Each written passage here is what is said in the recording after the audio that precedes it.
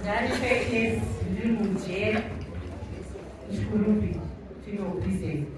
Ndine testimony yandinoda kushare nemi. Inobata kuvana, inobata kunanana. Saka ndichakanda nekuvana. Ndine mwana wangu musikana.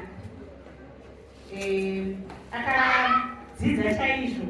O-level yake akapasa, akabuda ne 8 A's and 6 B's. Abva aenda ku-A-level. Abva Zimsek neCambridge. Akabuda ne 20 points kuZimsek because vanonyora naye 4th subject handiti ma-A's ese. And then vabuda ne 15 points kuCambridge. Aine ma-A plus, MPC, Maths, Physics and Chemistry. Imwe 98%, imwe 97, imwe 99. And akabva wana full scholarship yekuenda kuTexas. Awana full scholarship yekuenda kuTexas, saka abva tasinda mu-COVID. Saka abva aita gap year. Abva anzi anozoenda the following year. Saka pagore pakabva pakaita dambudziko. Akabva atanga kuteura madrugs. Atora madrugs. Handiti mambonzwa komakebwa achitaura kuti haudzoreki, unotanga kutoita zvinhu zvokuti unotadza kuzvidzora. You cannot control yourself. Akabva apinda maari, they are addictive. Akatadza kuzvidzora. Akabva kumba, abvaenda kumastreets. Munhu andiri kutaura mwana uyu musikana, haasi mukomana. Akabva aenda mastreets, bva pamuviri. Paangaifana kuenda kuchikora anozvibasa kwezi, nekuti anga ane pamuviri. Abva ambodzoka kumba, ambochengeta mwana. Mwana angoti kuri mbicha. Abva adzokera futi mumastreets. Kubva ita futi pamwe mwana ane gore. Saka tongoti future yakabva yatoparara. Handisi kutaura nyaya yemungano. Inyaya yakaitika mumba mangu second born yangu.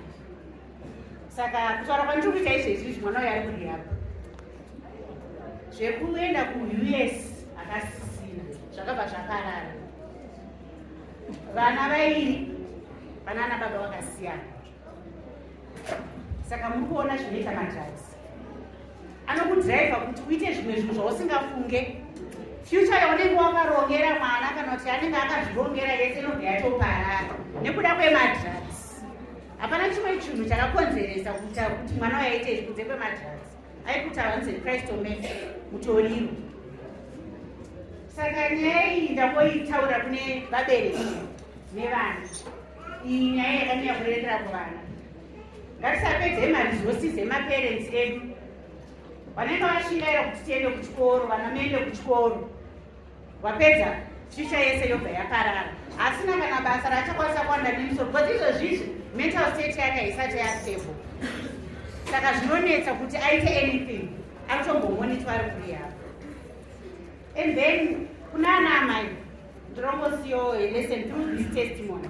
Mwana uyu akatanga kuita madrugs. Ndakudzai pekutanga kuti ndane makore 9 ndiri mujeri. Saka mwana angainani, anga asina amai vanomudzora.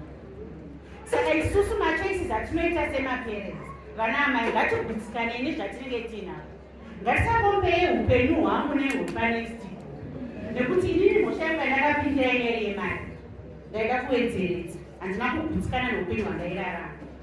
Saka izvozvo ndozvakakonzera kuti mwana wangu asaro apindewo musituation yekuenda kumadrugs, nekuti mubereki anga ari kuchii.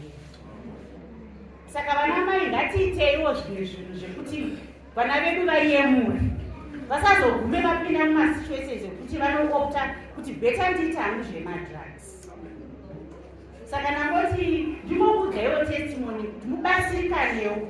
Vana mubatsikanewo kuti mufungewo nezvemari dzevabereki venyu dzavari kushandisa nefuture yamunogona kuspoila nemadrugs. And then vana amai tiwane nguva nevana venyu. Kuti vana vedu vasazorizota kumadrugs tisipo. It doesn't only mean kuti kana mubereki ari kujeri mwana ndo paanotora madrugs. Vamwe vari kubva vatora mabasa avo, kubva vatoita kutoshaya nguva kuwanika cross border kuti anotospenda 3/4 yemwedzi ari kunze than ari munyika muno. Ngatiite mabasa sekutaura kwamangoita, pane mabasa emaoko ati kudzidziswa ujeri, mabasa ekuti unogona kuzviita uri pamba uchiwana time yekuita basa uchiona time yekuriritira vana vako ndozvinoita mudzimai wanhasi kuti uite quality time nefamily because tinozozviregreta iko zvine zvida kuregreta ndiri kujeri mwana wangu ari kuita madrugs ari mumasirisi tinongorima kuti uyo munhu abatsirikana muchiri ipapo izwi rekuti crastome ndokutoriro handitika I think it's a shortcut yasoma kubvira kuti crastome ndinopedziswa chinzi kudii ndakazoda kuchadiridza kuti madrugs aya zvinombofamba sei ndichiita kudzidza nepamusoro pawo nekuti ndakabatikana nezvaitwa nemwana saka ndakazodzidza kuti madrugs aya it's a combination inonzi crastome it's a combination yemadrugs akawanda inonzi crystal methane dioxymethamphetamine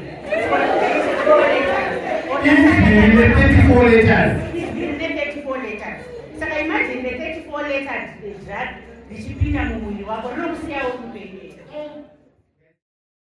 Church of Christ.